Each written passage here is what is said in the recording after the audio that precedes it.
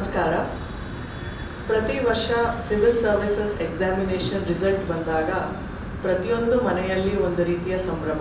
ಆ ಮನೆಯಲ್ಲಿ ಒಂದು ಸಿವಿಲ್ ಸರ್ವೆಂಟ್ ಇರಲಿ ಇಲ್ಲದೇ ಇರಲಿ, ಅವ್ರ ಮನೆಯಲ್ಲಿ ಯಾರಾದರೂ ಸಿವಿಲ್ ಸರ್ವಿಸಸ್ ಎಕ್ಸಾಮಿನೇಷನ್ಗೆ ಪ್ರಿಪೇರ್ ಆಗ್ತಾ ಇರಲಿ ಆಗದೇ ಇರಲಿ, ಒಂದು ರಿಸಲ್ಟ್ ಬಂದ ತಕ್ಷಣ ಕರ್ನಾಟಕದಿಂದ ಎಷ್ಟು ಜನ ಪಾಸಾದರು, ಅವರು ಯಾವ ಜಿಲ್ಲೆಯವರು, ಮತ್ತು ಅವ್ರಿಗೆ ಎಷ್ಟು ರ್ಯಾಂಕ್ ಬಂದಿದೆ, ಮತ್ತೆ ಕರ್ನಾಟಕಕ್ಕೆ ಬರ್ತಾರಾ, ಈ ರೀತಿ ಸಾಕಷ್ಟು ಕುತೂಹಲ ಮತ್ತು ಸಂಭ್ರಮ ಎಲ್ಲರ ಮನೆಯಲ್ಲಿ ಇರುತ್ತೆ.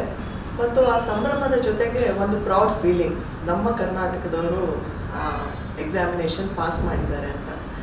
ಇವತ್ತಿನ ದಿನ ನಮ್ಮ ಜೊತೆಗೆ ಇಬ್ಬರು 2025ನಲ್ಲಿ ಈ ವರ್ಷದ ಏನು ರಿಸಲ್ಟ್ ಬಂದಿದೆ, ಈಗ ಕೆಲವೇ ತಿಂಗಳ ಹಿಂದೆ, ಒಂದು ತಿಂಗಳ ಹಿಂದೆ ರಿಸಲ್ಟ್ ಬಂದ ನಂತರ ನಮ್ಮೆಲ್ಲರಿಗೂ ಒಂದು ರೀತಿಯ ಪ್ರೌಡ್ ಫೀಲಿಂಗ್ ಮಾಡಿರುವಂತಹ ಮತ್ತು ನಮ್ಮಲ್ಲಿ ಒಂದು ರೀತಿಯ ಸಂತೋಷದ ವಾತಾವರಣ ಕ್ರಿಯೇಟ್ ಮಾಡಿರುವಂತಹ ಇಬ್ಬರು ಅತಿಥಿಗಳು ನಮ್ಮ ಜೊತೆಗೆ ಇದ್ದಾರೆ. ಅವರನ್ನು ನಾನು ಈ ಕಾರ್ಯಕ್ರಮಕ್ಕೆ ಸ್ವಾಗತ ಮಾಡ್ತೀನಿ. ಡಾಕ್ಟರ್ ಸಚಿನ್ ಅವರು ಮತ್ತು ಡಾಕ್ಟರ್ ರಂಗಮಂಜು ಅವರು. ಇಬ್ಬರಿಗೂ ಕೂಡ ನಾನು ನಮ್ಮ ವಿಜಯ್ ಭವ ಚಾನೆಲ್ನಲ್ಲಿ ನಾವು ಹೊರತಾ ಇರುವಂತಹ ಮಣ್ಣಿನ ಮಕ್ಕಳು ಸೀರೀಸ್ ಈ ಇಂಟರ್ವ್ಯೂ ಕಾರ್ಯಕ್ರಮಕ್ಕೆ ಸ್ವಾಗತ ಕೊಡ್ತೀನಿ. ಸೊ ಮೊದಲನೇದಾಗಿ ನಿಮ್ಮ ಪರಿಚಯ ಮಾಡ್ಕೊಳ್ಳಿ ಅಂತ ನಾನು ನಮ್ಮ ವಿದ್ಯಾರ್ಥಿಗಳಿಗೆಲ್ಲ ನಿಮ್ಮ ರಂಗಮಂಜು ಅಂದರೆ ಯಾರು, ಸಚಿನ್ ಅಂದರೆ ಡಾಕ್ಟರ್ ಸಚಿನ್ ಅಂದರೆ ಯಾರು, ಡಾಕ್ಟರ್ ರಂಗಮಂಜು ಅಂದರೆ ಯಾರು ಅಂತ ಒಂದು ಸಣ್ಣ ಪರಿಚಯ, ಕಿರು ಪರಿಚಯ ಮಾಡ್ಕೊಳ್ಳಿ ಅಂತ ನಾನು ರಿಕ್ವೆಸ್ಟ್ ಮಾಡ್ತೀನಿ. ಎಲ್ಲರಿಗೂ ನಮಸ್ಕಾರ. I am Dr. Rangamanju. I graduated from Bangalore Medical College in the year 2019. ಈ ಸಿವಿಲ್ ಸರ್ವಿಸ್ ಎಕ್ಸಾಮಿನೇಷನಲ್ಲಿ ಕೊನೆಗೆ ನನಗೆ ಬಂದಿರೋ success, this was actually my 6th and final attempt. ಇದು ಮೊದಲೇ ಸಾರಿ ಇಂಟರ್ವ್ಯೂಗೆ ಹೋಗಿದ್ದು ಕೂಡ, ಮತ್ತು ಇದರಲ್ಲೇ ನನಗೆ ಯಶಸ್ಸು ಸಿಕ್ಕಿರೋದು. ಇದಕ್ಕಿಂತ ಮುಂಚೆ ನಮ್ಮ ತಂದೆಯವರು ಕರ್ನಾಟಕದಲ್ಲೇ IPS ಆಫೀಸರ್ ಆಗಿದ್ದರು, ಹಾಗೂ ನಮ್ಮ ತಾಯಿಯವರು she is a homemaker. And as my hobbies I generally partake in a little bit of poetry writing and I like to watch movies etcetera. ನಮಸ್ಕಾರ, ನಾನು ಡಾಕ್ಟರ್ ಸಚಿನ್ BG ಅಂತ. ನಾನು ಮೂಲತಃ ಕೋಡಿಯಲ ಗ್ರಾಮದವನು, ರಾಣೆಬೆನ್ನೂರು ತಾಲೂಕು, ಹಾವೇರಿ ಜಿಲ್ಲೆ. ಆ್ಯಂಡ್ ನಾನು ಮೆಡಿಕಲ್ ಸೈನ್ಸ್ ಮಾಡಿರೋದು ನಾನು ಕೂಡ. ಆ್ಯಂಡ್ JJ ಮೆಡಿಕಲ್ ಕಾಲೇಜಲ್ಲಿ ನಾನು ಕೂಡ 2019 ಬ್ಯಾಚಲ್ಲಿ ಮುಗಿಸಿದ್ದು. ಆ್ಯಂಡ್ ಅಪ್ಪ ಬಸವರಾಜ್ MG ಅಂತ, ಅವರು ಬಿಸ್ನೆಸ್ ಮ್ಯಾನ್, ಹಾಗೂ ತಾಯಿ ವಿನೋದ BG ಅಂತ, ಅವರು ಗೃಹಿಣಿ. ಆ್ಯಂಡ್ ಇದು ನನಗೆ 4th ಅಟೆಂಪ್ಟ್ ಆಗಿತ್ತು. ಸೊ ನನಗೂ ಕೂಡ ಇದು ಫಸ್ಟ್ನೇ ಇಂಟರ್ವ್ಯೂ. ಆ್ಯಂಡ್ ಈ ಸಲ ಎಲ್ಲ ಕೂಡ ಬಂದು ಈ ಸಲ ಆಲ್ ಇಂಡಿಯಾ ರ್ಯಾಂಕ್ 41 ಸಿಕ್ಕಿದೆ. And amongst many other interest that I have, ನಾನು I use to volunteer at Ramakrishna Vivekananda ashram.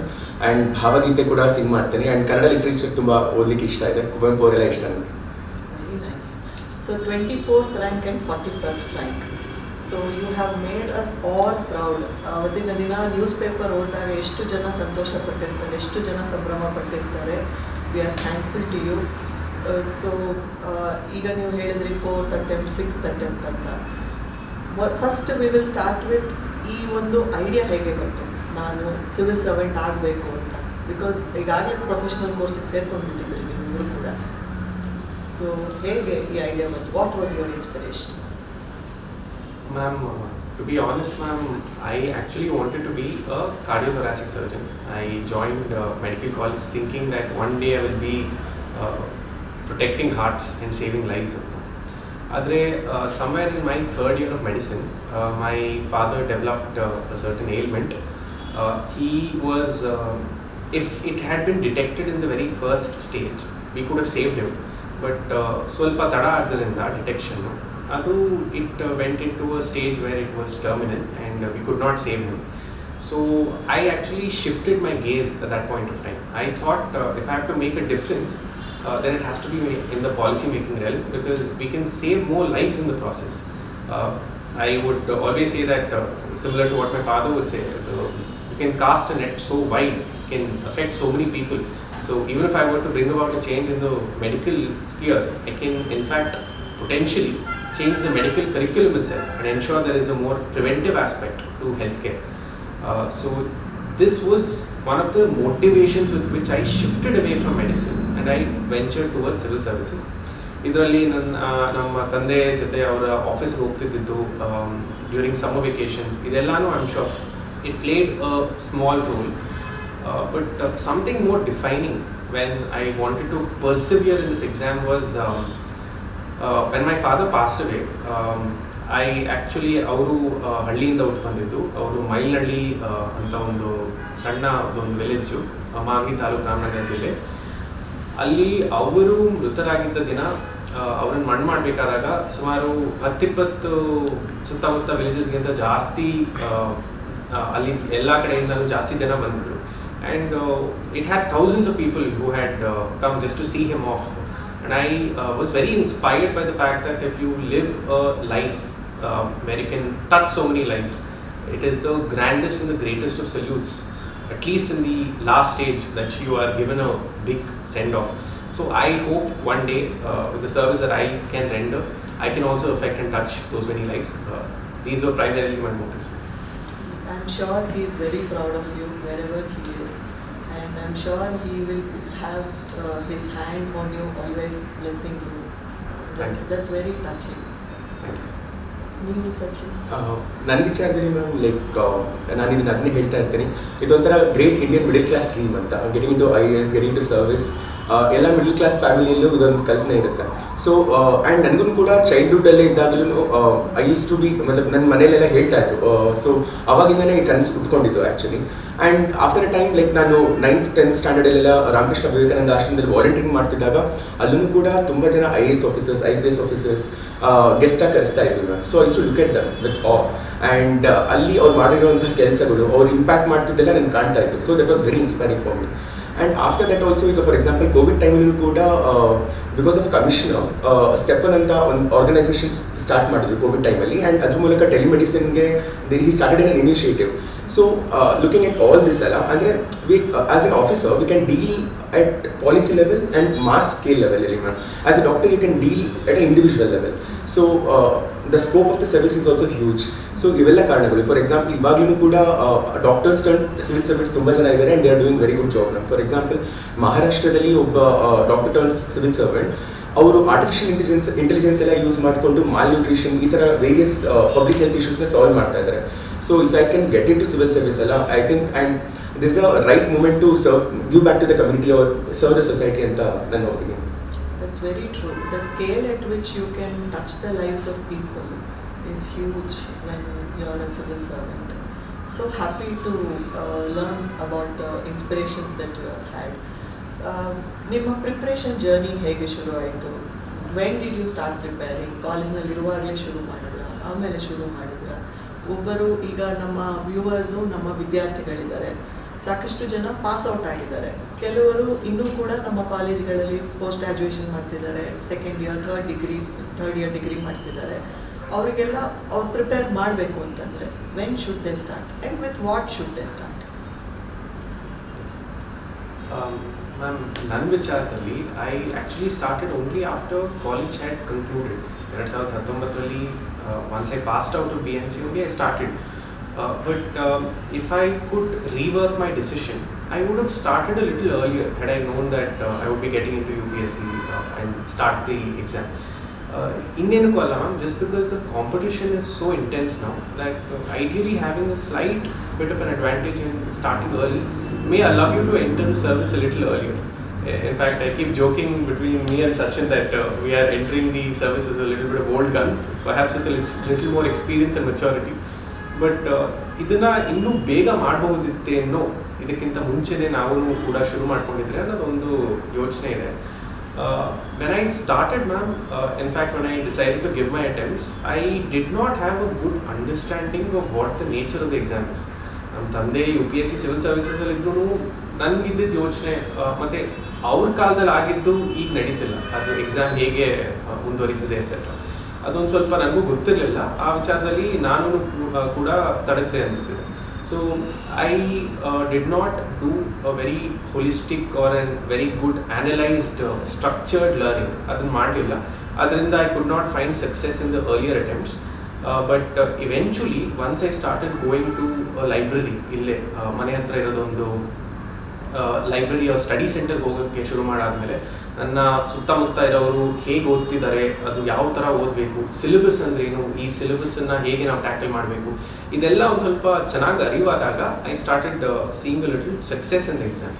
So if there are students out there who are in their college and they have an intention towards UPSC, if I can just advise them, we can start with newspapers.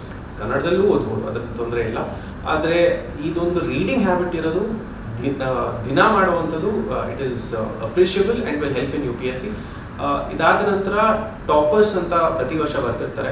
ಅವರು ಅವ್ರದ್ದೇ ಆದ ಒಂದು ಸ್ಟ್ರಾಟಜಿನ ಹೊರಗೆ ಹಾಕ್ತಾರೆ. ಯೂಟ್ಯೂಬಲ್ಲೆಲ್ಲ ಸಿಗುತ್ತೆ ಎಲ್ಲ ಕಡೆ. ಅದನ್ನು ನೋಡಿ ಯಾವುದು ನಿಮ್ಗೆ ಅನ್ವಯ ಆಗುತ್ತೆ ಅಂತ ನೀವು ಮೊದಲಿಂದಾನೇ ಒಂದು ಸ್ವಲ್ಪ ಶುರು ಮಾಡಿದ್ರೆ I think it is beneficial for UPSC in the long run. ನನ್ನ ವಿಚಾರದಲ್ಲಿ ma'am, even I started preparing intensely for UPSC only after my graduation and internship. And 2020 Delhi ಅಂತ ಹೋದೆ, ಬಟ್ ಕೋವಿಡ್ ಆಗಿಂದ I came back. So I prepared in Bangalore for 2 years. ಇಲ್ಲಿ prelims clear ಆಗಿತ್ತು, but mains ಆಗಿರಲಿಲ್ಲ. So I felt like ಇಲ್ಲ ಸ್ವಲ್ಪ guidance ಬೇಕು ನನಗೆ ಅಂತ, and had to figured it out myself ma'am. So there was no personal mentor for me. So ಹಾಗಾಗಿ I felt like Delhi ಹೋದರೆ ಒಂದು ಸ್ವಲ್ಪ ಅಟ್ಲೀಸ್ಟ್ ಮೆಟೀರಿಯಲ್ ಅವೈಲಬಿಲಿಟಿ ಆಗಿರ್ಬೋದು, ಕ್ವಾಲಿಟಿ ಆಫ್ ಕಾಂಪಿಟೇಷನ್ ಆಗಿರ್ಬೋದು, ಮೆಟೀರಿಯಲ್ ಅವೈಲಬಿಲಿಟಿ ಆಗಿರ್ಬೋದು ಸ್ವಲ್ಪ ಸಿಗುತ್ತೆ ಅಂತ I went to Delhi 2 years back. And ಅಲ್ಲಿ ಪ್ರಿಪೇರ್ ಆಗ್ತಾ ಇದ್ದೆ. ಆ್ಯಂಡ್ ಈವನ್ ನಾನು ಕೂಡ ಅದನ್ನೇ ಹೇಳ್ತೇನೆ, ಅಂದರೆ ಡ್ಯೂರಿಂಗ್ ಗ್ರ್ಯಾಜುಯೇಷನಲ್ಲಿ ನಾನು UPSCಗೆ ಅಂತ ಏನು ಓದ್ತಾ ಇರಲಿಲ್ಲ, but I was interested in many disciplines. Like I was reading ಸೈಕಾಲಜಿದು NCERT ಟೆಕ್ಸ್ಟ್ ಬುಕ್ಸ್ ಎಲ್ಲ ಬರ್ತಾ ಇತ್ತು. So I was reading them. So that get me like aware of what's happening around ಅಂತ. ಆ್ಯಂಡ್ ಇವ್ನು ಹೇಳಿದಾಗೇ ನಾವು ಈಗ ಯಾರು ಸ್ಟಾರ್ಟ್ ಮಾಡಬೇಕು ಅಂತಿದ್ರೆ ನ್ಯೂಸ್ ಪೇಪರ್ ಆ್ಯಂಡ್ NCERTs ಅಂತ ಬರುತ್ತೆ ಮ್ಯಾಮ್. 6th ಸ್ಟ್ಯಾಂಡರ್ಡಿಂದ 10th ಸ್ಟ್ಯಾಂಡರ್ಡ್ ತನಕ, ಅಥವಾ 11th 12th ಕೆಲವೊಂದು ಪಾಲಿಟಿ ಮತ್ತು ಸೊಸೈಟಿ ಇದನ್ನೆಲ್ಲ ಓದ್ಕೋಬೋದು. ಸೊ ಅದನ್ನು ಸ್ಟಾರ್ಟ್ ಮಾಡ್ಕೋಬೋದು. ಆ್ಯಂಡ್ ಮೋರ್ ದೆನ್ ದ್ಯಾಟ್ ಒಂದು ಆಪ್ಷನಲ್ ಯಾವುದೋ ಸೆಲೆಕ್ಟ್ ಮಾಡಿಕೊಂಡು ಅದ್ರ ಬಗ್ಗೆ ಜಸ್ಟ್ ಇಂಟ್ರೆಸ್ಟ್ನ ಡೆವಲಪ್ ಮಾಡ್ಕೋಬೇಕು. For example there are so many materials available. ಇವಾಗ ಯೂಟ್ಯೂಬ್ ಕಂಟೆಂಟ್ ಇದೆ, ಡಾಕ್ಯುಮೆಂಟ್ರೀಸ್ ಇದೆ. ಫಾರ್ ಎಕ್ಸಾಂಪಲ್ ಆಂಥ್ರೋಪಾಲಜಿ ಅಂತ ತಗೋಬೇಕು ಅಂತಂದರೆ ಅಲ್ಲೂ ಕೂಡ ಟ್ರೈಬಲ್ಸ್ ಬಗ್ಗೆ ಹೇಳಿರುವಂಥ ತುಂಬ ಡಾಕ್ಯುಮೆಂಟ್ರೀಸ್ ಇದೆ. ಮೇ ಬಿ ಭಾರತ್ ಅಂತ ಒಂದು ಡಾಕ್ಯು ಸೀರೀಸ್ ಇದೆ ಅಲ್ಲ. ಸೊ ಇದನ್ನೆಲ್ಲ ನೋಡಿಕೊಂಡು ಜಸ್ಟ್ ಎಕ್ಸಾಮ್ ಅರ್ಥ ಮಾಡ್ಕೊಂಡು ಅದ್ರ ಬಗ್ಗೆ ಇನ್ವೆಸ್ಟ್ ಮಾಡಿದ್ರೆ ಸಾಕು ಅನ್ಸುತ್ತೆ. ಬಟ್ ಅಗೈನ್ ಡೋಂಟ್ ಅಂದರೆ ಇದಕ್ಕೋಸ್ಕರ ತಮ್ಮ ಗ್ರಾಜುಯೇಷನ್ ಸಬ್ಜೆಕ್ಟ್ಸ್ನ ನೆಗ್ಲೆಕ್ಟ್ ಮಾಡಬೇಡಿ ಅಂತ ನನ್ನ request. Because this exam is tougher in the sense that the number of seats are very limited man. So ಹಾಗಾಗಿ ಎಲ್ಲರಿಗೂ ಸಕ್ಸಸ್ ಸಿಗಲ್ಲ unfortunately.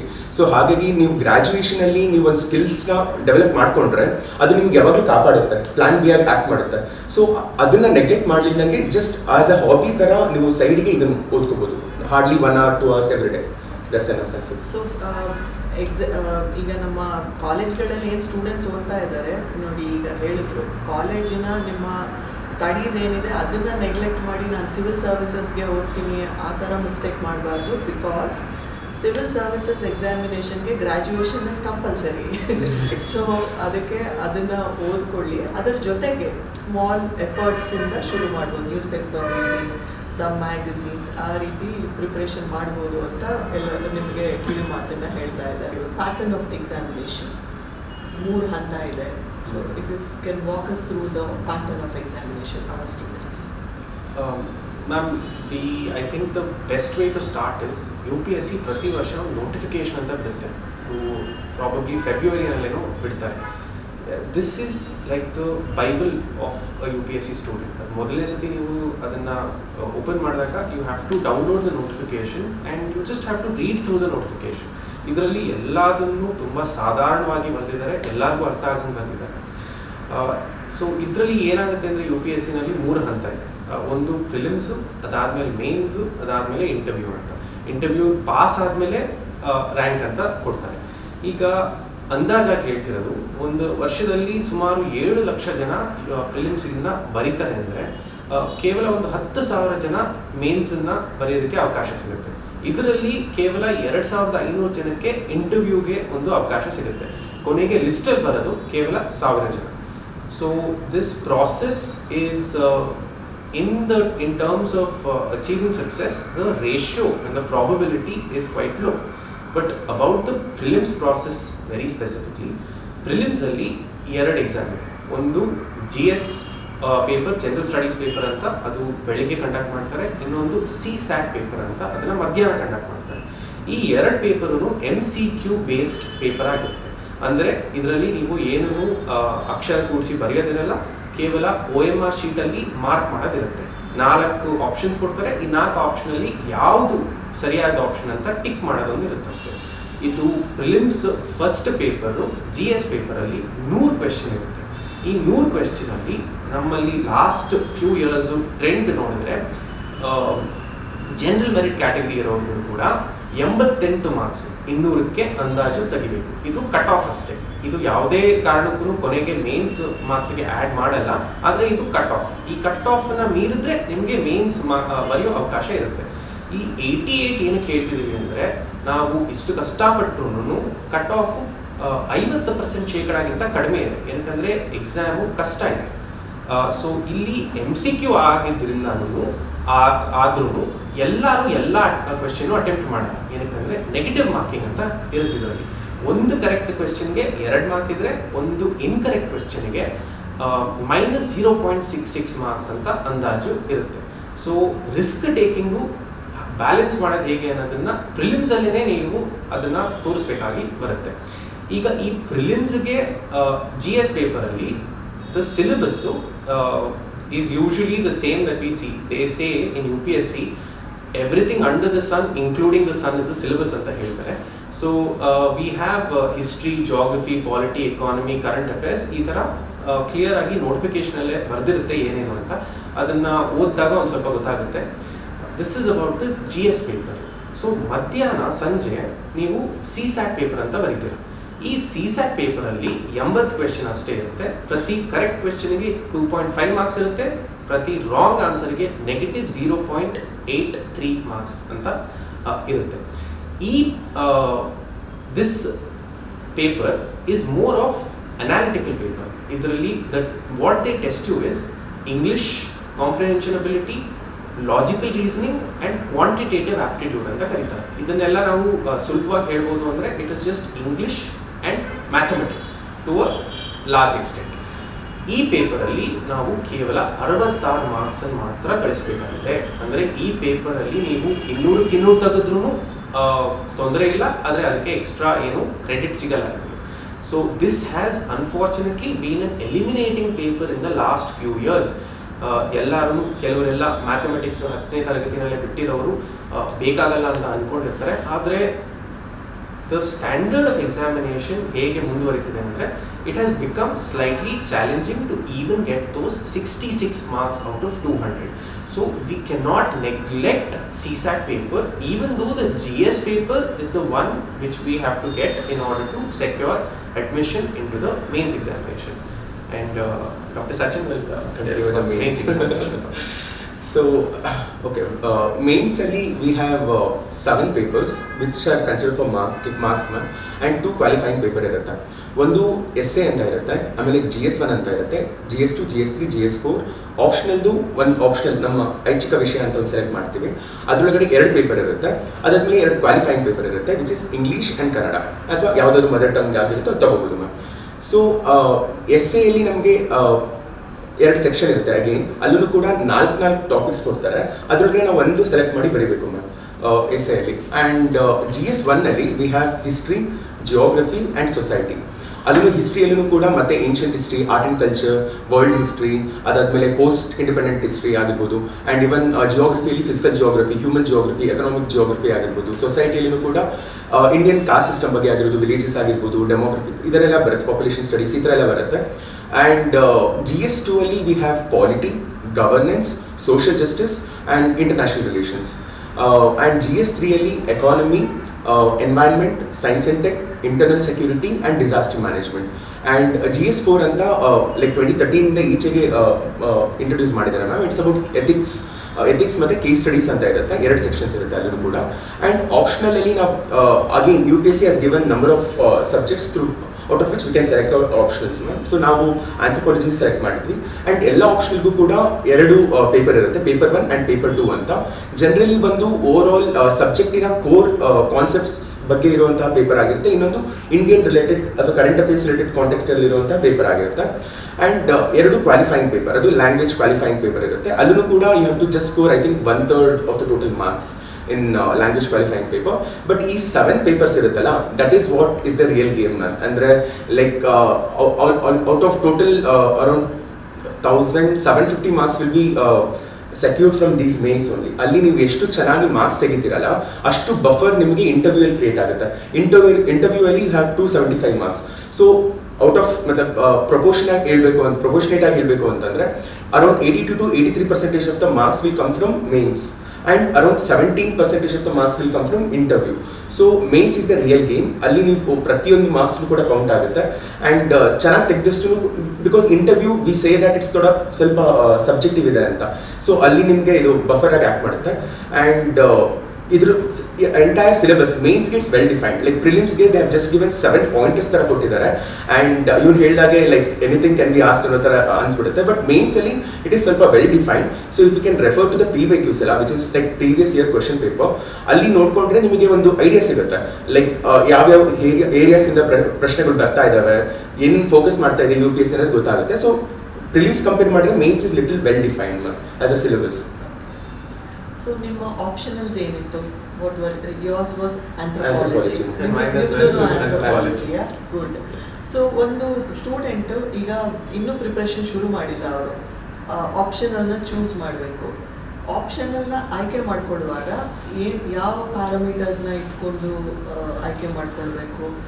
Y did you take anthropology? Was there a reason? Did you do your analysis? ಅದರ ಬಗ್ಗೆ ಸ್ವಲ್ಪ ಹೇಳಿ. In fact, if I may begin this, ನನ್ನ choice, ನಾನು ಮಾಡಿದ್ದು ಆಯ್ಕೆ ನನ್ನ ಪ್ರಕಾರ ಸರಿ ಇರಲಿಲ್ಲ. If I may walk back on my own decision. ಏನಕ್ಕಂದರೆ ನಾನು ಈ ಸತಿ I given 2 mains before this ma'am. 2 ಮೇನ್ಸಲ್ಲೂ ನನ್ನ ಆಂಥ್ರೋಪಾಲಜಿ ಸ್ಕೋರ್ ಒಂದು ಸ್ವಲ್ಪ ಕಡಿಮೆ ಇತ್ತು. ನಾನು ಸರಿಯಾಗಿ ಗಮನ ಇಟ್ಟು ನನ್ನ ಆಪ್ಷನಲ್ ಸಬ್ಜೆಕ್ಟನ್ನು ನನಗೆ ಟ್ರೂಲಿ ಯಾವುದ್ರಲ್ಲಿ ಇಂಟ್ರೆಸ್ಟ್ ಇದೆ ಅಂತ ಪಿಕ್ ಮಾಡಿದರೆ ಮೇ ಬಿ ನಂದು ಒಂದು ಸ್ವಲ್ಪ ಮಾರ್ಕ್ಸ್ ಜಾಸ್ತಿ ಬರ್ತಿತ್ತೇನೋ. ಇನ್ಫ್ಯಾಕ್ಟ್ ನಾನು ಮೆಡಿಕಲ್ ಗ್ರ್ಯಾಜುಯೇಟ್ ಆಗಿರೋದ್ರಿಂದ may be I should pick medical science only in the starting ಅಂತ ನನಗೀಗ ಅನಿಸ್ತಿದೆ. ಸೊ ಏನಕ್ಕೆ why I may have misguided my self at the starting when I picked the anthropology subject ಅಂದರೆ, ನಮ್ಮ senior ಒಬ್ಬರು doctor ಕೂಡ Bangalore medical ಕಾಲೇಜಿಂದನೇ, ಅವರು 2019 ನಾನು ಪಾಸ್ ಔಟ್ ಆದಾಗ ಒಂದು ರ್ಯಾಂಕ್ ಬಂದಿತ್ತು, ಟಾಪ್ 30ನಲ್ಲಿತ್ತು. ಅವರು ಆಂಥ್ರೋಪಾಲಜಿನೇ ಆಯ್ಕೆ ಮಾಡಿದರು. ಸೊ ಅದನ್ನು ನೋಡಿ ನಾನು ಮೇ ಬಿ ಮೆಡಿಕಲ್ ಸೈನ್ಸ್ಗಿಂತ ಜಾಸ್ತಿ ಮಾರ್ಕ್ಸ್ ಕೊಡ್ತಿದ್ದಾರೇನೋ ಅಂತ ನಾನು ಯೋಚನೆ ಮಾಡಿಬಿಟ್ಟು I pick the subject. But it just turned out that over a period of time, we realized that no subject has a definitive advantage over the other. And sometimes it is better to get a good, decent score in a subject like medical science, 275, 280, than hope for 320 in anthropology. But my advice, ma'am, to people who are pursuing this anew is when you make this subject, please do a very detailed analysis of what you like, what is the subject demanding from you. Please listen to toppers who have done well in their papers and see what they do. But do not make the mistake that I did, which is to see the trends of previous year's marks and think that one subject has a edge over the other subjects. ನನ್ನ ವಿಚಾರದಲ್ಲಿ ma'am, ನಾನು ಅದೇ sudden ಇದ್ದಾಗಿದ್ದ Purnachandra Tejasvi ಅವ್ರದ್ದೊಂದು book ಇದೆ, missing link ಅಂತ. So ಅವಾಗಿಂದ ಸ್ವಲ್ಪ anthropology ಬಗ್ಗೆ ನನಗೆ ಇಂಟ್ರೆಸ್ಟ್ ಡೆವಲಪ್ ಆಗಿತ್ತು. ಆ್ಯಂಡ್ ಸೊ ನ್ಯಾಚುರಲಿ ಇಂಟ್ರೆಸ್ಟ್ ಇತ್ತು ನನಗೆ anthropology, because anthropology as a subject ಅದು ತುಂಬ ಹೊಲಿಸ್ಟಿಕ್ ಆಗಿದೆ ma'am.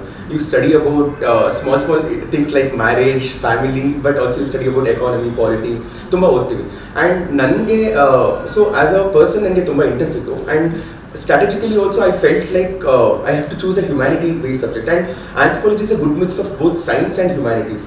It stands somewhere in the center of the spectrum.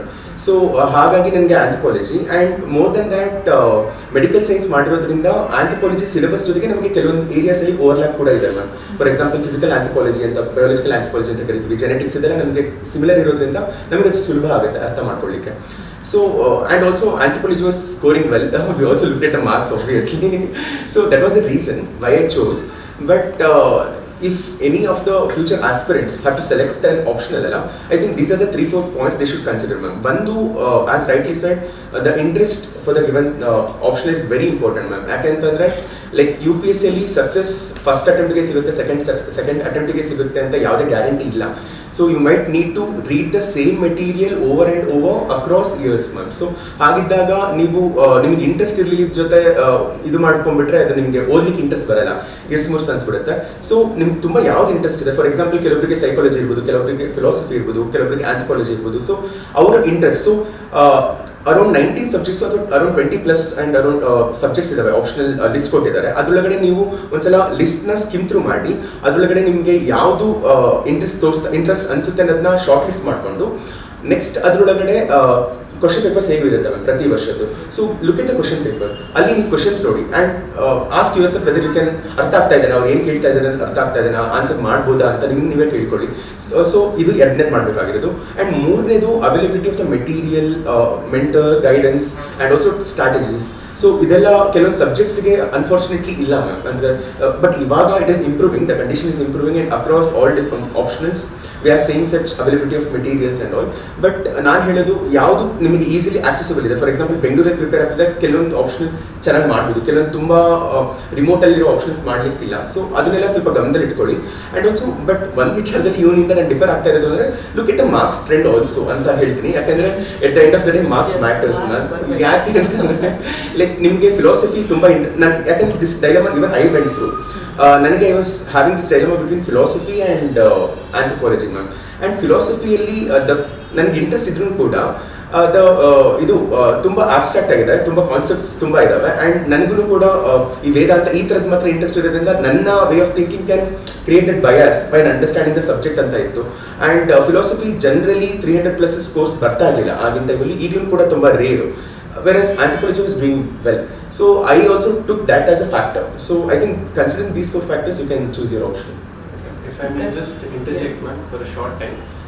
ಈ ಬಾರಿ ನಾವು 9 ಜನ ಆಗಿದ್ದೀವಿ ಕರ್ನಾಟಕದಿಂದ, ಬರೀ ಡಾಕ್ಟರ್ಸ್ ಅಷ್ಟೇ. ನೀವು ಕೇಳಿದ್ರೆ ಅವ್ರು ಯಾವ್ಯಾವ ಥರ ಆಪ್ಷನಲ್ ಸಬ್ಜೆಕ್ಟ್ಸನ್ನು ಹೋಲಿಕೆ ಮಾಡಿದ್ದಾರೆ, ಪಿಕ್ ಮಾಡಿದ್ದಾರೆ ಅಂತ you will be shocked.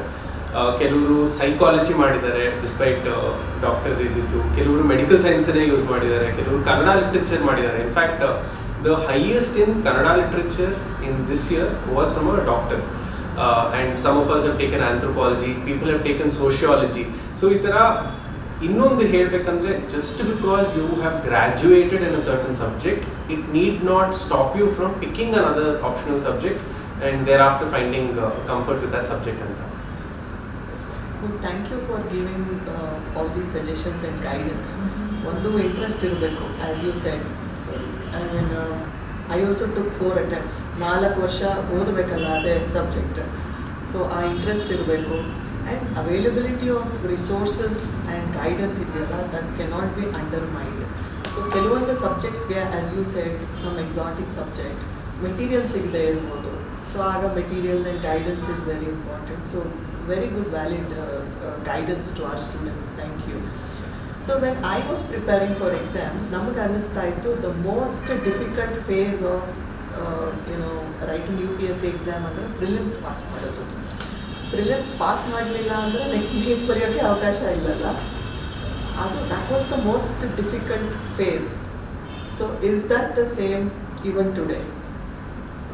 Ma'am, if I were to tell a tale in numbers, ನನ್ನ ಫಸ್ಟ್ ಅಟೆಂಪ್ಟಲ್ಲಿ ಅಷ್ಟು ಚೆನ್ನಾಗಿ ಮಾರ್ಕ್ಸ್ ಬರ್ತಿಲ್ಲದೆ ಇರ್ಬೋದು. ಸೆಕೆಂಡ್ ಅಟೆಂಪ್ಟಲ್ಲಿ 2.6 ಮಾರ್ಕ್ಸಿಂದ ಪ್ರಿಲಿಮ್ಸ್ ಕ್ವಾಲಿಫೈ ಆಗಲಿಲ್ಲ. ಥರ್ಡ್ ಅಟೆಂಪ್ಟಲ್ಲಿ 0.67 ಮಾರ್ಕ್ಸಿಂದ ಪ್ರಿಲಿಮ್ಸ್ ಕ್ವಾಲಿಫೈ ಆಗಲಿಲ್ಲ. ಇದು 2 ಅಟೆಂಪ್ಟದು ಅಂತರ ಅಂದರೆ 1 ಕ್ವೆಶನ್ ಅಷ್ಟೇ. ಇದು ಕರೆಕ್ಟ್ ಆಗಬೇಕಿತ್ತು, ಇಲ್ಲ ಸುಮ್ಮನೆ ಬಿಡಬೇಕಿತ್ತು ಅಷ್ಟೇ. ನಾನು ಮೇನ್ಸ್ ಬರೆಯೋದಕ್ಕೆ ಅವಕಾಶ ಸಿಕ್ಕಿತ್ತು. So the exam is excruciating in terms of how it inflicts defeat. It is either yes or no ಪ್ರಿಲಿಮ್ಸಲ್ಲಿ.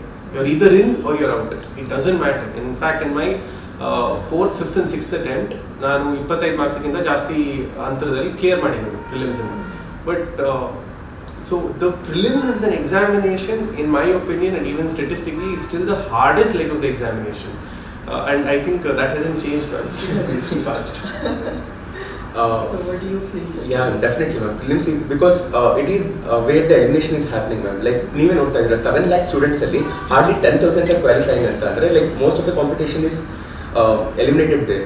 And ತುಂಬ ಜನ who are like capable, like ಅವ್ರ ಆನ್ಸರ್ ರೈಟಿಂಗ್, ನನ್ನ ಫ್ರೆಂಡ್ಸ್ ಎಲ್ಲ ಕೂಡ ತುಂಬ ಜನ ಆನ್ಸರ್ ರೈಟಿಂಗ್ ಚೆನ್ನಾಗಿ ಮಾಡ್ತಾರೆ, ಮೀನ್ಸ್ ಚೆನ್ನಾಗಿ ಪ್ರಿಪೇರ್ ಆಗಿರ್ತಾರೆ.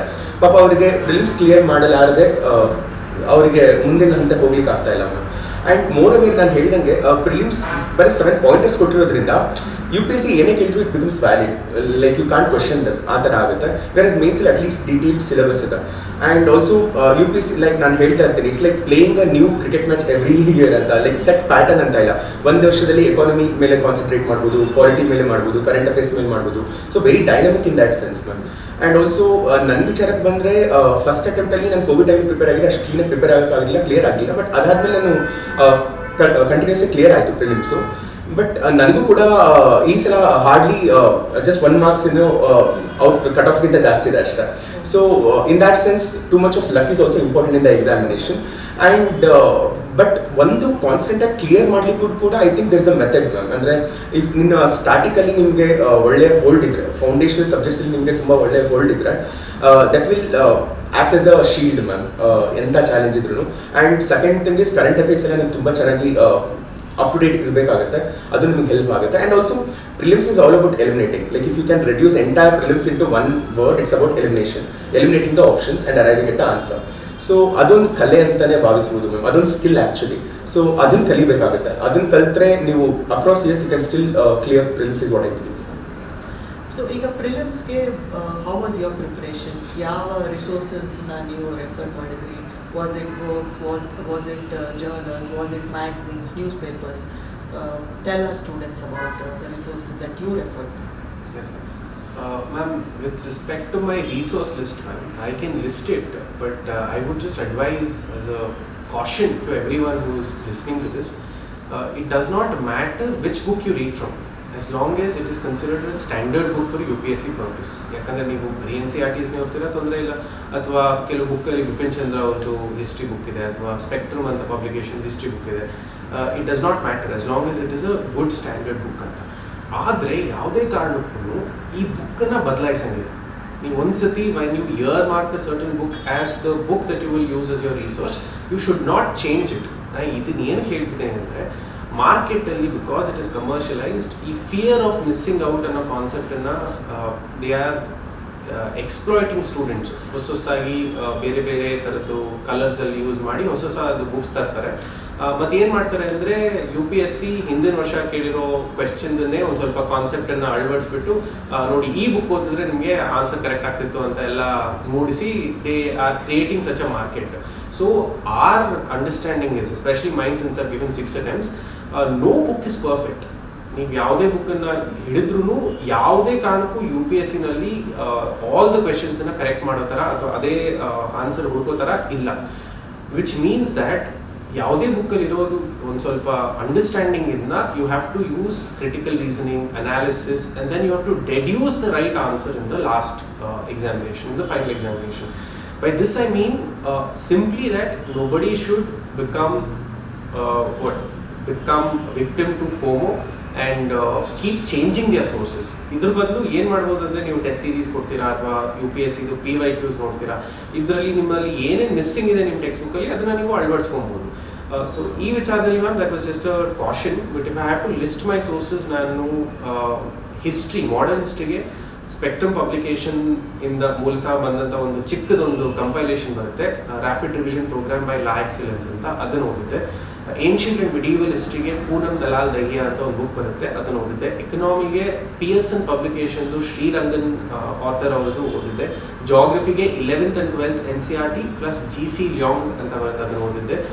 ಇಂಟರ್ನ್ಯಾಷನಲ್ ಆರ್ಗನೈಸೇಷನ್ಗೆ ಶಂಕರ್ IAS ಒಂದು ಚಿಕ್ಕ ಮಾಡ್ಯೂಲ್ ಇದೆ, ಇಂಟ್ರೊಡಕ್ಷನ್, ಅದನ್ನು ಓದಿದ್ದೆ. ಎನ್ವೈರನ್ಮೆಂಟ್ಗೆ ನಾನು ಯಾವುದೇ ದೊಡ್ಡ ಬುಕ್ ಓದಿಲ್ಲ, ಯಾವುದೋ ಒಂದು ಚಿಕ್ಕ ಕೋಚಿಂಗ್ ಇನ್ಸ್ಟಿಟ್ಯೂಷನ್ಸ್ 30 to 40 ಪೇಜಸ್ ಒಂದು ಕಂಪೈಲೇಷನ್ ಚಿಕ್ಕದಿತ್ತು, ಅದನ್ನು ಮಾತ್ರ ಓದಿದ್ದೆ. This is just to reassure candidates out there that you need not always study the biggest books to get the best output. In fact, if I have to say, ma'am, ನಾನು ಪ್ರಿಲಿಮ್ಸಲ್ಲಿ ನಾನು first, second, third ಅಟೆಂಪ್ಟಲ್ಲಿ ಇನ್ನೂ ಜಾಸ್ತಿ I had given stress and I had put in effort. But in the last few attempts, I went back to the same sources and studied over and over again rather than trying to access new material.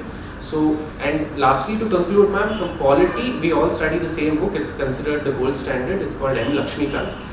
So that is my resource list. Even I made that mistake ma'am. ಅಂದರೆ ಫಸ್ಟಿಗೆ ಏನು ಅನ್ಕೊತೀವಿ, ತುಂಬ ಓದಿದಷ್ಟು ತುಂಬ ಒಳ್ಳೆಯದು. Like ಎಷ್ಟು ಓದ್ತೀವೋ ಅಷ್ಟು questions ಎಲ್ಲ attend ಮಾಡ್ಬೋದು, ಏನೇ ಕೇಳಿದ್ರು ಹೇಳ್ಬೋದು ಅನ್ನೋ ಥರ. But U P S C smart in that way. It doesn't like ಒಂದೇ ಬುಕ್ಕಿಂದ ಅದು ಯು ಪಿ ಎಸ್ ಸಿ ಕ್ವಶನ್ಸ್ನೆಲ್ಲ ಫ್ರೇಮ್ ಮಾಡಲ್ಲ ma'am. But nonetheless there are quite a standard books that everyone should follow. For example, ನಾನು ಹೇಳ್ದಂಗೆ NCERTs, for example geography ಆಗಿರ್ಬೋದು, ancient history ಆಗಿರ್ಬೋದು, medieval ಹಿಸ್ಟ್ರಿಗೆ I think NCERTs are the best source to have ಇವಾಗಲೂ ಕೂಡ. And ಇವ್ನು ಹೇಳಿದಾಗಲೇ ಪಾಲಿಟಿಗೆ ಲಕ್ಷ್ಮೀಕಾಂತ್ ಆಗಿರ್ಬೋದು, ಆ್ಯಂಡ್ ಎಕಾನಮಿಗೆ ಐ ರೆಫರ್ ಟು ಮೃಣಾಲ್ ಸರ್ಸ್ದು. ಬಟ್ ಅಗೇನ್ ಈ ಸಲ ಸ್ವಲ್ಪ ರೆಲೆವೆನ್ಸ್ ಕಮ್ಮಿ ಅನಿಸ್ತು ನನಗೆ ಆ ಮೆಟೀರಿಯಲಿಂದ. ಸೊ ಎಕ್ಸಾಮ್ ಕೂಡ ಇವಾಲ್ವ್ ಆಗ್ತಾ ಇದ್ದಾರೆ. So you can't really stick with one. But nonetheless like ಕೆಲವೊಂದು ಕಾನ್ಸೆಪ್ಚುಯಲ್ ಕ್ಲಾರಿಟಿಗೋಸ್ಕರ ಒಂದು ಸ್ಟ್ಯಾಂಡರ್ಡ್ ಬುಕ್ಸ್ನ ಫಾಲೋ ಮಾಡಬೇಕಾಗುತ್ತೆ. ಎನ್ವೈರ್ಮೆಂಟಿಗೆ ಶಂಕರ್ ಅಂತ ಓದಿದೆ, but again it's not so relevant ಅನ್ಸುತ್ತೆ ಈಗ ನನಗೆ. ಆ್ಯಂಡ್ ಸೊ ಇದೆಲ್ಲ ನಾವು ಮಾಡೋ ಮಿಸ್ಟೇಕ್ಸು ಕಲ್ತಿರೋದ್ರಿಂದ ಹೇಳ್ತಾ ಇದ್ದೀವಿ. ಆ್ಯಂಡ್ ಕರೆಂಟ್ ಅಫೇರ್ಸ್ಗೆ I think newspaper is the best source ma'am. Like ನೀವು ಪ್ರತಿದಿನ ಆಲ್ಮೋಸ್ಟ್ 1 hour ಹಿಂದೂ ಆಗಿರ್ಬೋದು, ಇಂಡಿಯನ್ ಎಕ್ಸ್ಪ್ರೆಸ್ ಆಗಿರ್ಬೋದು ಕಂಟಿನ್ಯೂಸ್ ಆಗಿ ಓದಬೇಕು. ಅವಾಗ actually U P S C ಕೂಡ ನೀವು ನೋಡಿದ್ರೆ ಇತ್ತೀಚೆಗೆ ಕರೆಂಟ್ ಅಫೇರ್ಸ್ ಬೇಸಿಸ್ ಮೇಲಿರೋ ಕ್ವಶನ್ಸ್ ತುಂಬ ಫ್ರೇಮ್ ಆಗ್ತಾ ಇದೆ. ಸೊ ನೀವು ಕರೆಂಟ್ ಅಫೇರ್ಸ್ ಕರೆಕ್ಟಾಗಿ ಮಾಡ್ಕೊಂಡ್ರೆ ನಿಮಗೆ ಅದು ಚೆನ್ನಾಗುತ್ತೆ. ಆ್ಯಂಡ್ ಆಲ್ಸೋ ಮಂತ್ಲಿ ಕಂಪೈಲೇಷನ್ಸ್ ಬರುತ್ತೆ ಮ್ಯಾಮ್. ನೀವು ನ್ಯೂಸ್ ಪೇಪರಿಂದ ಪ್ರಿಲಿಮ್ಸ್ಗೆ ಅಂತ ನೋಟ್ಸ್ ಮಾಡೋ ಅವಶ್ಯಕತೆ ಇಲ್ಲ. ಮಂತ್ಲಿ ಕಂಪೈಲೇಷನ್ ಅಂತ ಬರುತ್ತೆ, ಅದನ್ನು ರೆಫರ್ ಮಾಡ್ತೀವಿ. ಇಯರ್ಲಿ ಕಂಪೈಲೇಷನ್ ಅಂತ ಬರುತ್ತೆ, ಯಾವುದಾದ್ರು ಕೋಚಿಂಗ್ ಇನ್ಸ್ಟಿಟ್ಯೂಟ್ ಸ್ಟ್ಯಾಂಡರ್ಡ್, ಅದನ್ನು ರೆಫರ್ ಮಾಡಿದ್ರು ಸಾಕಾಗುತ್ತೆ. But only one criteria why choosing resource ಅಂತ ಅಂದರೆ just go through the syllabus. ಅರ್ಥ ಆಗ್ತಾ ಇದೆನಾ ನಿಮಗೆ, ಅಲ್ಲಿ ಹೇಳ್ತಿರೋ ಕಾನ್ಸೆಪ್ಟ್ಸ್ ಆ ಬುಕ್ಕಲ್ಲಿ ನಿಮ್ಗೆ ಅರ್ಥ ಆಗ್ತಾ ಇದೆನಾ, ಅದರಿಂದ ನೀವು PYQಸ್ನ ಸಾಲ್ವ್ ಮಾಡ್ಲಿಕ್ಕೆ ಆಗ್ತಾ ಇದೆನಾ, ಇದೊಂದೇ ಕ್ರೈಟೀರಿಯಾ. ಬೇರೆ ಏನು ಇವ್ನು ಹೇಳಿದಾಗೆ ಫೋಮ್ಗೆ ನಾನು ಕೂಡ ಒಳಗಾಗಿದ್ದೆ, ಆ ಥರ ಒಳಗಾಗೋ ಅವಶ್ಯಕತೆ ಇಲ್ಲ. And more than all this I think first thing ಮಾಡಬೇಕಾಗಿರೋದು PYQs ನೋಡಬೇಕು ಮ್ಯಾಮ್. ಅಗೇನ್ ಪ್ರಿಲಿಮ್ಸಲ್ಲೂ ಕೂಡ PYQs ನೋಡಿದ್ರೆ ನಿಮಗೆ ಒಂದು ಐಡಿಯಾ ಬರುತ್ತೆ, ಎಷ್ಟು ಸ್ಟಾಟಿಕ್ಕಿಂದ ಬರ್ತಾ ಇದೆ, ಎಷ್ಟು ಕರೆಂಟ್ ಅಫೇರ್ಸಿಂದ ಬರ್ತಾ ಇದೆ. ಆ್ಯಂಡ್ ಇವಾಗ for example art and culture ಅಂತ ನಾವು it's a very vast thing. Again art and culture ಅಂತಂದರೆ ಏನ್ಷಿಯಂಟಿಂದ ಹಿಡಿದು ಮಿಡಿ ಎಲ್ಲ ಕೇಳ್ಬೋದು ಮಾಡರ್ನ್ ತನಕ. ಬಟ್ ಅಲ್ಲಿನೂ ಕೂಡ ಯು ಪಿ ಎಸ್ ಸಿ ಸ್ವಲ್ಪ ಬುದ್ಧಿಸಮ್, ಜೈನಿಸಮ್ ಈ ಥರ ಕಡೆ ಫೋಕಸ್ ಮಾಡುತ್ತೆ. ಈ ಥರ ಒಂದು ಐಡಿಯಾಸ್ ನಿಮಗೆ PYQಸಿಂದ ಸಿಗುತ್ತೆ. ಆವಾಗ ನೀವು ಇದೊಂಥರ ಬೌಂಡ್ರಿ ಇಲ್ದಿರೋ ಅಮೀಬಾ ಥರ.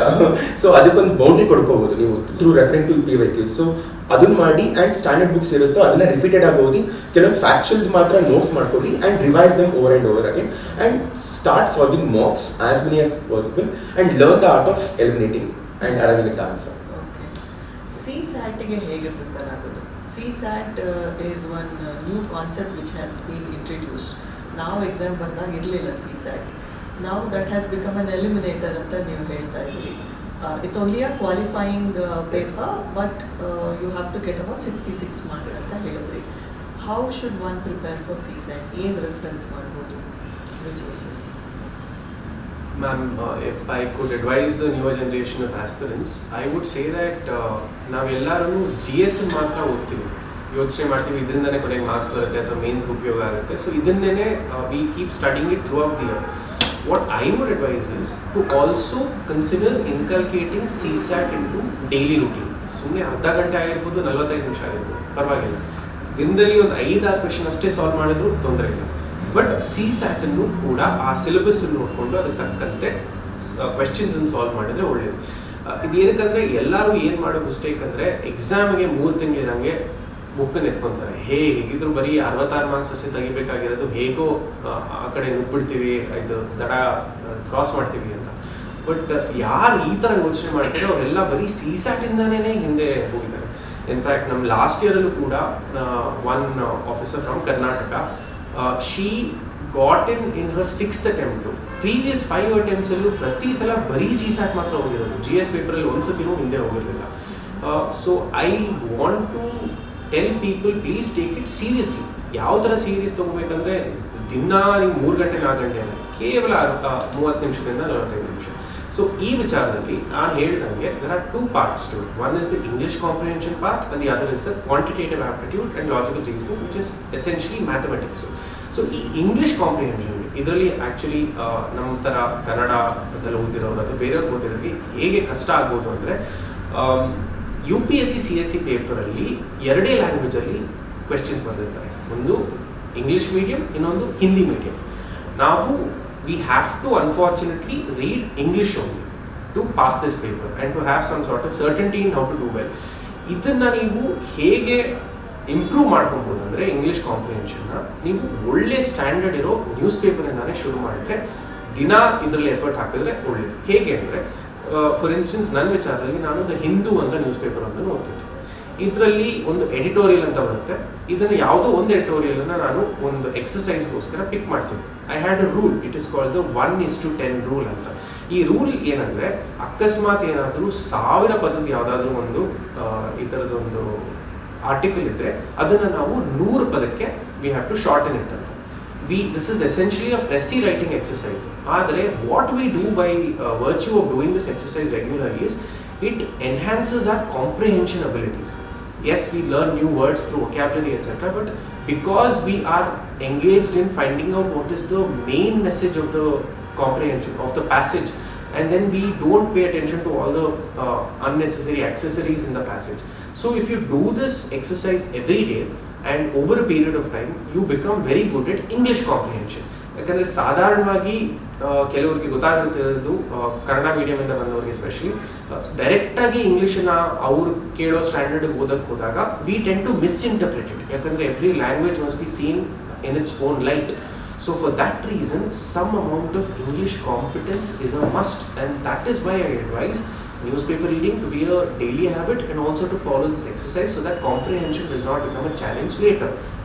And with respect to the quantitative aspect, that is in mathematics part alli UPSC ಹೇಳುತ್ತೆ ಇದು ಕೇವಲ 10ನೇ ತರಗತಿಗೆ ಸಂಬಂಧಪಟ್ಟಂತ ಸಿಲೆಬಸ್ಗೆ ಸಂಬಂಧಪಟ್ಟಂಗೆ ಕ್ವೆಶ್ಚನ್ಸ್ ಕೇಳ್ತಾರೆ ಅಂತ.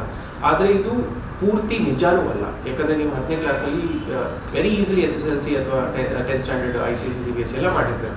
ಆದರೆ ಅವ್ರು ಕೇಳೋ ಕ್ವೆಶ್ಚನ್ಸು ಒಂದು ಸ್ವಲ್ಪ ಟೆಕ್ನಿಕಲ್ ಇರುತ್ತೆ, ಟ್ರಿಕ್ಕಿ ಇರುತ್ತೆ.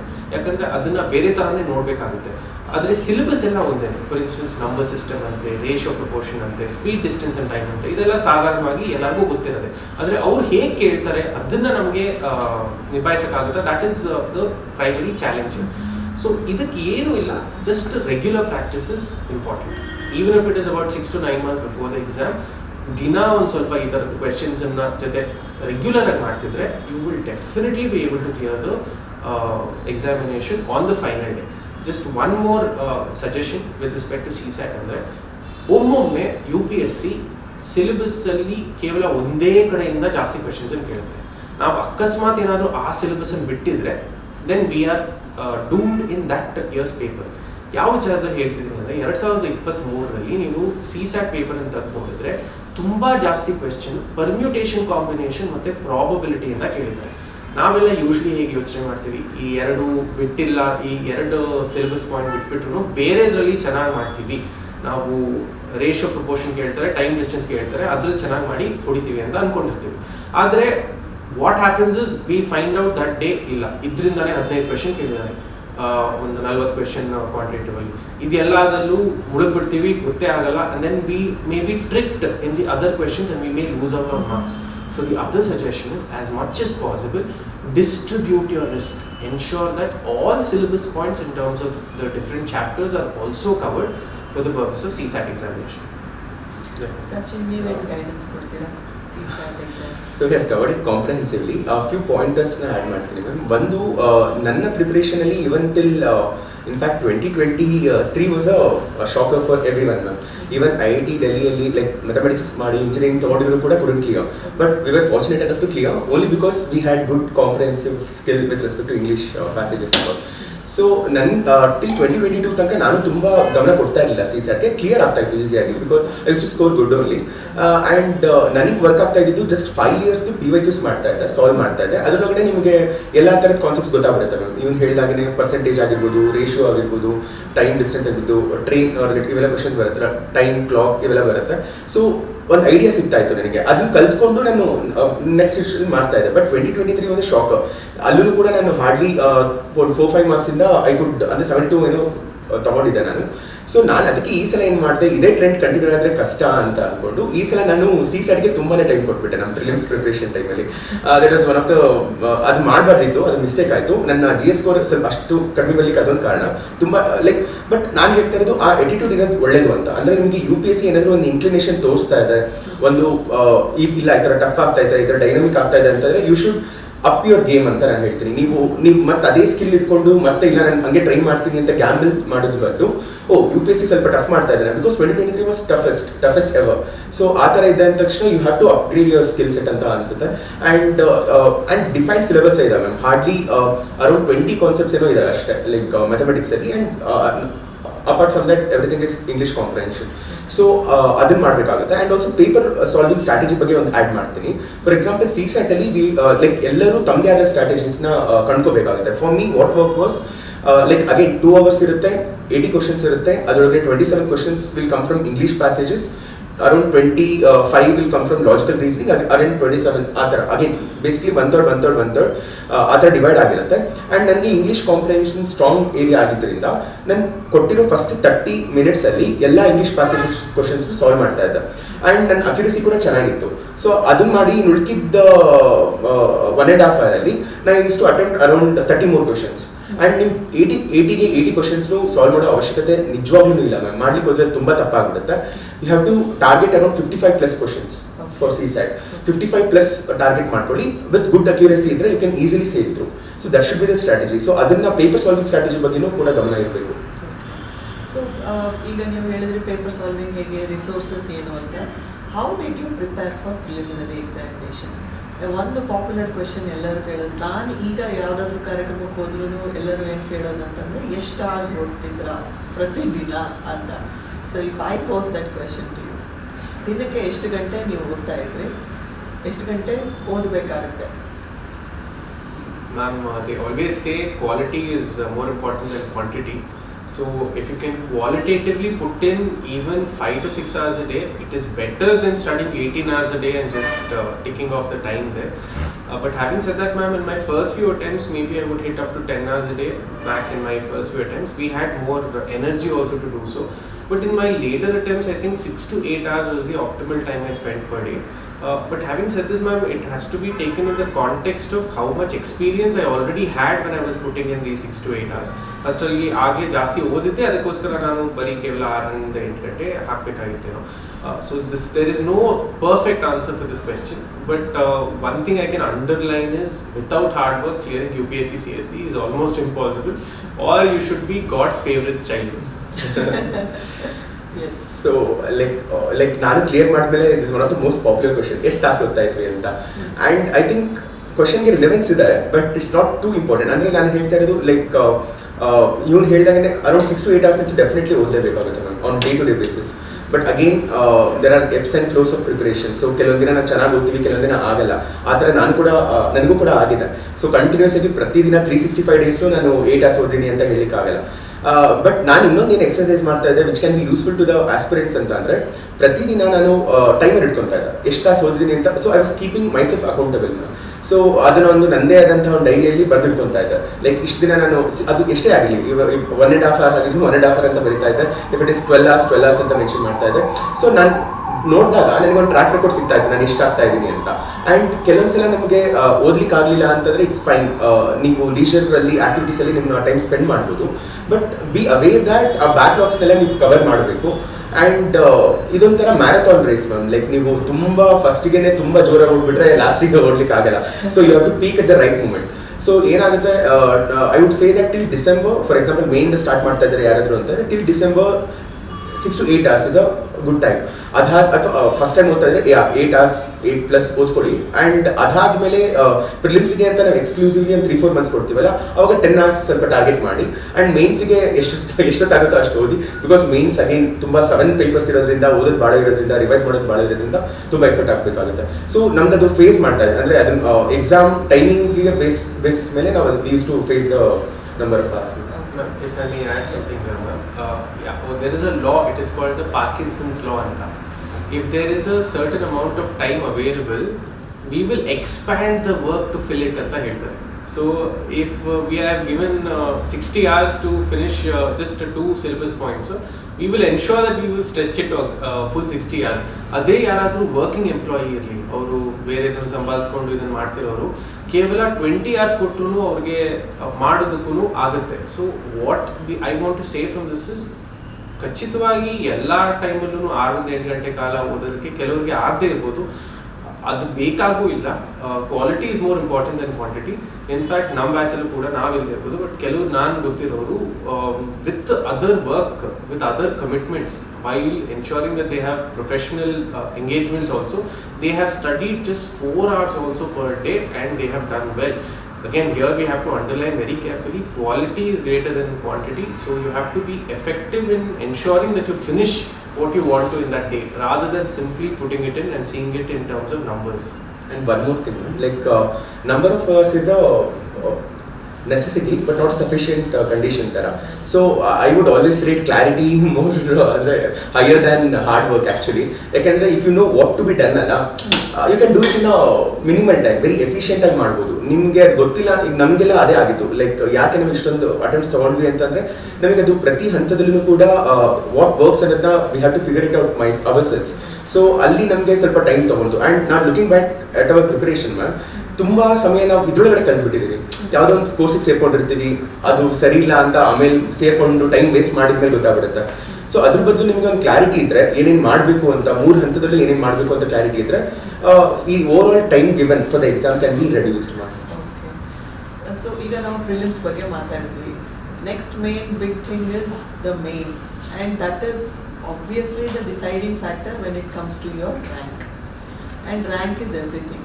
Rank gives you an IAS or it can give you the last service in that list.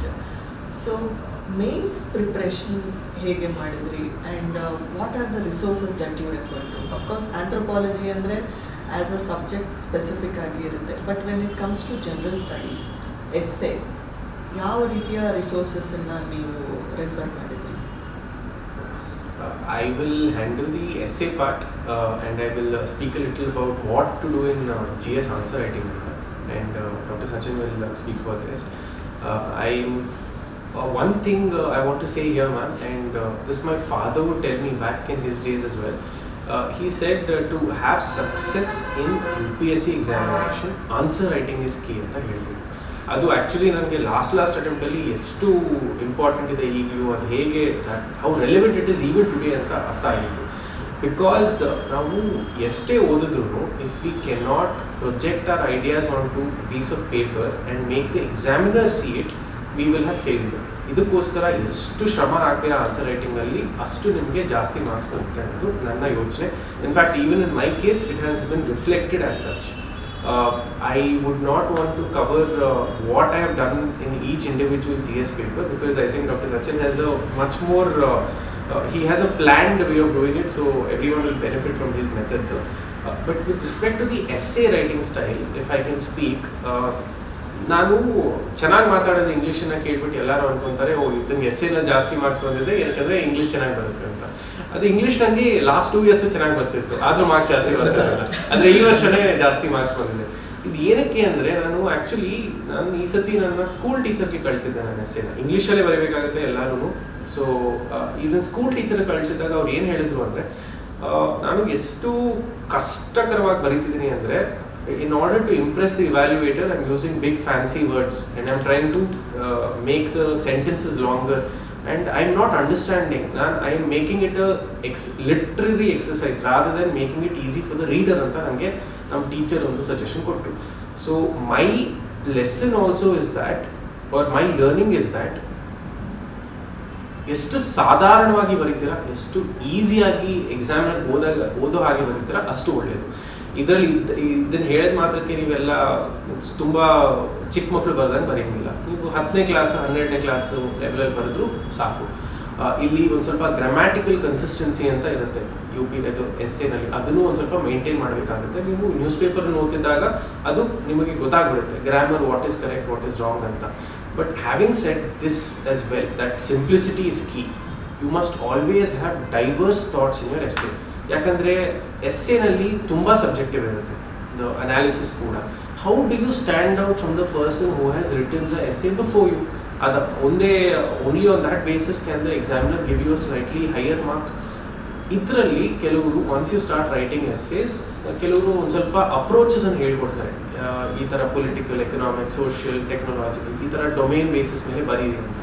That is a good way of writing, but I would advise people to go above and beyond this.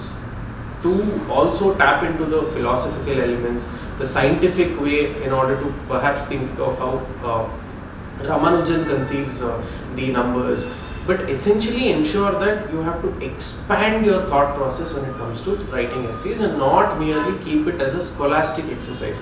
If you write like how everyone else writes, you will probably get a lesser score. Unfortunately, now I cannot give every advice that is pertinent to good essay writing in a small short time. I will have uploaded many free videos for tutorials. You can please look at it as to what my approaches for essay are. But just one piece of advice is essay writing allu kuda vaarakke onondu essay, at least vaarakkilla adru ಒಂದು ತಿಂಗಳಿಗೆ ಒಂದೊಂದು essay ನೀವು ಈಗ even when you are studying ನೀವು ಬರೆದ್ರೆ, by the time you give the actual exam you'll be very comfortable with writing an essay, and I think essay can also play a very determining role in your selection, as it has done in my case. So essay has been the game changer, like at least for past 3-4 years. ಯಾಕೆಂದರೆ ಎಸ್ಸೆಯಲ್ಲಿ ತುಂಬ margin of marks ಅಂದರೆ differ ಇದೆ, spectrum ಇದೆ. Like ಕೆಲವರು 80ಸ್ಗೂ score ಮಾಡ್ತಾ ಇದ್ದಾರೆ, ಕೆಲವರು 140ಸ್ಗೂ score ಮಾಡ್ತಾ ಇದ್ದಾರೆ. ಸೊ ತುಂಬ ಮ್ಯಾಟ್ರ್ ಆಗುತ್ತೆ ಎಸ್ಸೆ. ಆ್ಯಂಡ್ ಜನರಲಿ ನಾವು UPSC ಆಸ್ಪಿರೆಂಟ್ಸ್ ಏನು ಮಾಡ್ತೀವಿ, ಎಸ್ಸೆನ ನೆಗ್ಲೆಕ್ಟ್ ಮಾಡ್ತೀವಿ. ಎಸ್ಸೆ ಅಲ್ವಾ, 1000 ವರ್ಡ್ಸ್ ಅಲ್ವಾ, ಏನೂ ಇರಲ್ಲ, ನಾವು ಬರ್ಬಿಡಬಹುದು, ತಿಳಿಸ್ಬಿಡ್ಬೋದು ಅಂತ ಯೋಚನೆ ಮಾಡ್ತೀವಿ. ಬಟ್ ಅದು ಭಾಳ ತಪ್ಪು. ಆ್ಯಂಡ್ ನಾನು ಹೇಗೆ ಎಸ್ಸೆನ ನೋಡ್ತಾ ಇದ್ದೆ ಅಂತಂದರೆ, I to look it as a screen play ma'am. ಅಂದರೆ ಲೈಕ್ ನಾವು ಸಿನಿಮಾ ನೋಡ್ಬೋದು, ಅದರೊಳಗಡೆ ಅದೇ ಕಥೆ ಇರುತ್ತೆ, ಅದೇ ಲವ್ ಸ್ಟೋರಿ ಇರುತ್ತೆ, ಅದೇ ಅಪ್ಪ ಅಮ್ಮ ರಿಲೇಷನ್ಸ್ ಇರುತ್ತೆ, ಅದೇ ಇರುತ್ತೆ. ಬಟ್ ಹೌ ಯು ರೈಟ್ ಅಲ್ಲ, how you express it is what matters. So for example KGF ಮೂವಿಯಲ್ಲಿ ಪ್ರಶಾಂತ್ ನೀಲ್ ಅದನ್ನ ಎಲಿವೇಷನ್ ಕೊಡ್ತಾನೆ, ಆ್ಯಂಡ್ ಇಟ್ ಲೈಕ್ ಓದ್ಲಿಕ್ಕೆ ಒಂದು ಇಂಟ್ರೆಸ್ಟ್ ಬರುತ್ತೆ. So that is the first primary principle. ಅಂದರೆ ನೀವು ಎಸ್ಸೇನ ಎಷ್ಟು ಇಂಟ್ರೆಸ್ಟಿಂಗ್ ಆಗಿ ಬರೀಲಿಕ್ಕಾಗುತ್ತೋ ಅಷ್ಟು ಇಂಟ್ರೆಸ್ಟಿಂಗ್ ಆಗಿ ಬರೀಲಿಕ್ಕೆ ಪ್ರಯತ್ನ ಮಾಡಬೇಕು. ಲೈಕ್ ಎವ್ರಿ ಪ್ಯಾರಾ ಬರೀತಿರಲ್ಲ, ಇಸ್ ಇಟ್ ಇಂಟ್ರೆಸ್ಟಿಂಗ್ ಅಂತ ನಿಮಗೆ ನೀವೇ ಕೇಳ್ಕೊತಾ ಇರಬೇಕು. ಸೊ ದಟ್ ನಿಮಗೆ and again there are different standards of what seems interesting ಅಂತ. ಸೊ ಟಾಪರ್ಸ್ ಜನರಲಿ ಯಾರು ಒಳ್ಳೊಳ್ಳೆ ಮಾರ್ಕ್ಸ್ ತೆಗಿತಿರ್ತಾರಲ್ಲ, ಅವ್ರದ್ದು ನೀವು ಅದು ಓದ್ಸ್ಕೊಂಡು ಹೋಗ್ತಾ ಇರುತ್ತೆ. There is a flow to the essay, ಅದು ತುಂಬ ಇಂಪಾರ್ಟೆಂಟ್. ಒಂದು ಕೊಹೆರೆನ್ಸ್ ಇರುತ್ತೆ ಎಸ್ಸೆಯಲ್ಲಿ. ಆ್ಯಂಡ್ ನನಗೆ ಇನ್ನೊಂದು ಡೈವರ್ಸಿಟಿ ಇರಬೇಕು. ಅಂದರೆ ಲೈಕ್ ಇಲ್ಲ ಅಂತಂದರೆ ಅಪ್ರಿಷಿಯೇಟ್ ಮಾಡಲ್ಲ ಮ್ಯಾಮ್, ಅಂದರೆ ಮೊನೋಟನಸ್ ಆಗಿಬಿಡುತ್ತೆ ಎಸ್ಸೆ. ನಾನೇನು ಮಾಡ್ತಾ ಇದ್ದೆ, ನನ್ನ ಇವನ್ ಎಸ್ಸೆಯಲ್ಲಿ ಕೂಡ ಈ ಸಲ 120 ಬಂತು. ನಾನೇನು ಮಾಡ್ತಾ ಇದ್ದೆ ಅಂತಂದರೆ ಲೈಕ್ ಫಿಲಾಸಫಿಕಲ್ಲಿರೋ ಡಿಫ್ರೆಂಟ್ ಫಾರ್ ಎಕ್ಸಾಂಪಲ್ ಕಾನ್ಸೆಪ್ಟ್ಸ್ ಆಗಿರ್ಬೋದು, ವೇದಾಂತ, ಅದ್ವೈತ, ಈ ಥರದ್ದನ್ನು ಬರೀತಾ ಇದ್ದೆ. ಈ ಕಡೆ ಕ್ವಾಂಟಮ್ ಫಿಸಿಕ್ಸ್ ಬಗ್ಗೆನೂ ಬರೀತಾ ಇದ್ದೆ. ಸೊ ಅದು ಡೈವರ್ಸಿಟಿ ಆಫ್ ಥಿಂಕಿಂಗ್ ತೋರಿಸಿದಾಗ ಇಟ್ ಈಸ್ ಇಂಟ್ರೆಸ್ಟಿಂಗ್. ಆ್ಯಂಡ್ ಒಂದು ಟಾಪಿಕ್ ಕೊಟ್ಟಿರ್ತಾರಲ್ಲ, ಅದನ್ನು ನೀವು ತುಂಬ ಚೆನ್ನಾಗಿ ಇಂಟರ್ಪ್ರಿಟ್ ಮಾಡೋದು ಕಲಿಬೇಕು. And one exercise we both used to do together ಅಂತ ಅಂದರೆ, ಎಸ್ಪೆಷಲಿ ಈ did it very well. Last 1 month ಪೂರ ಚೆನ್ನಾಗಿ ಮಾಡಿದೆ, ನಾನು ಹಾರ್ಡ್ಲಿ 15 days ಮಾಡಿದೆ.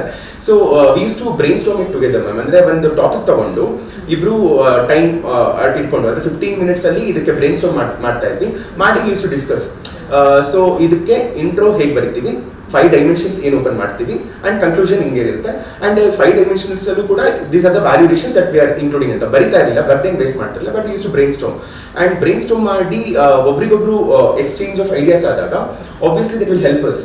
ಓಕೆ, ಈ ಥರನೂ ಇದನ್ನು ನೋಡ್ಬೋದು, this is real. And criticise ಮಾಡ್ತಾ ಇದ್ವಿ. And we are good critics of each other ಇದು. ಸೊ ಅದನ್ನು ಕ್ರಿಟಿಸೈಸ್ ಮಾಡ್ಕೊತಾ ಇದ್ವಿ. And these things actually work. So time ಕಮ್ಮಿ ಇರೋದ್ರಿಂದ ಈವನ್ ಐ ಆಮ್ ಲೈಕ್ ರೀಸೆಂಟಾಗಿ ಟೆಲಿಗ್ರಾಮ್ ಚಾನಲ್ ಓಪನ್ ಮಾಡಿದ್ದೀನಿ. ಆ್ಯಂಡ್ ನೋಡೋಣ, ಯೂಟ್ಯೂಬಲ್ಲಿ ನಾವು ಅನ್ಕೊತಾ ಇದೀವಿ ಏನಾದರೂ ಬಿಡಬೇಕು, ಡೀಟೇಲ್ ಪೇಪರ್ ವೈಸ್ ಸ್ಟ್ರಾಟಜೀಸ್ ಬಿಡಬೇಕು ಅಂತ. So will come up with that. And with coming to answer writing ma'am, like again like ಇಡೀ ಮೇನ್ಸ್ನ ನಾವು 1 word ರೆಡ್ಯೂಸ್ ಮಾಡಬೇಕು ಅಂದರೆ it's answer writing. Like how prelims is all about elimination, mains is all about answer writing ma'am.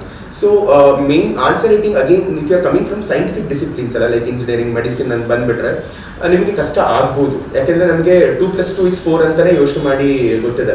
2+2 can be 3, 2+2 can be 5 ಅನ್ನೋದು ನಮಗೆ ಗೊತ್ತಾಗಲ್ಲ. But ಹ್ಯುಮ್ಯಾನಿಟೀಸಲ್ಲಿ that's the beauty of the subject. ಅಲ್ಲಿ ನಿಮಗೆ ಮಲ್ಟಿಪಲ್ ಇಂಟರ್ಪ್ರಿಟೇಷನ್ಗೆ scope ಇದೆ.